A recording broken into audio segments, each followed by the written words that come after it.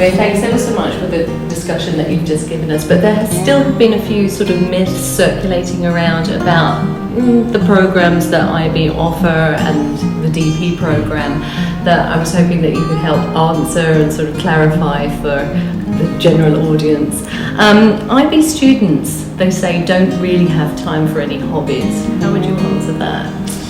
I disagree. I think the IB inherently has CAS, which is pretty much hobby-based, right? So creativity, action, service. They're trying to make sure that you have hobbies. They're trying to create balanced learners, balanced kind of students who have outside interests. And I think there is a degree of balance to be struck in your second year, especially ahead of exams. You may have to sacrifice a few things, but that's true of any educational program. So I think the IB actively endorses hobbies, if anything.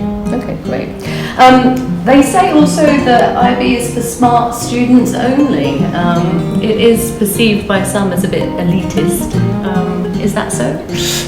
No, I mean, I think smart students do well in the IB, but I'd say it's more students who are interested in learning fare better than those that are just book smart. So I think the IB is accessible to pretty much anybody. The DP is a difficult program in terms of its academic prowess and what you learn, but it's accessible to any student as long as you have a language aptitude and you have a hunger for learning. So no, it's not elitist at all. It's very accessible, and it's just about taking the right mindset into it and kind of thriving in the program that's created. Good. Obviously, it's a very much a growing program throughout the world, generally speaking. But is it just for international students only, or how does this operate?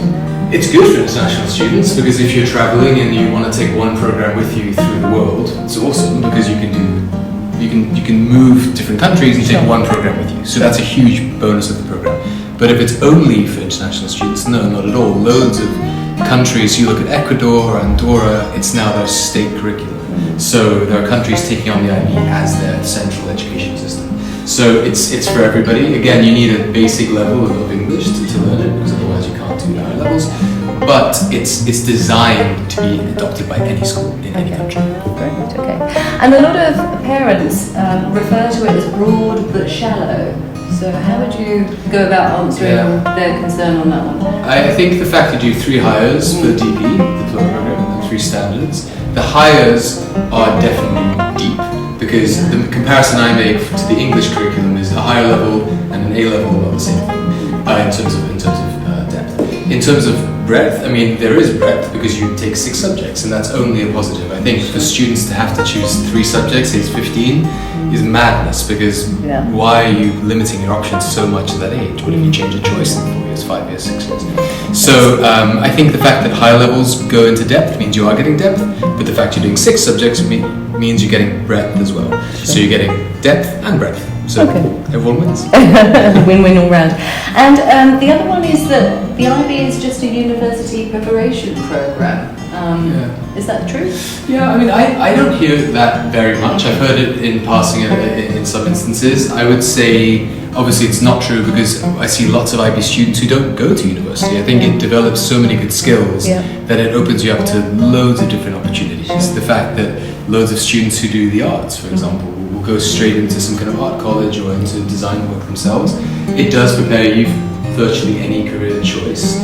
It does teach you skills relevant to university, which is a positive, I think. But lots of students choose not to go to university. And I think with the changing career landscape, at a time now with technology getting rid of so many jobs, the IB is a good program to have to teach you skills instead of just content, which a lot of other programs do.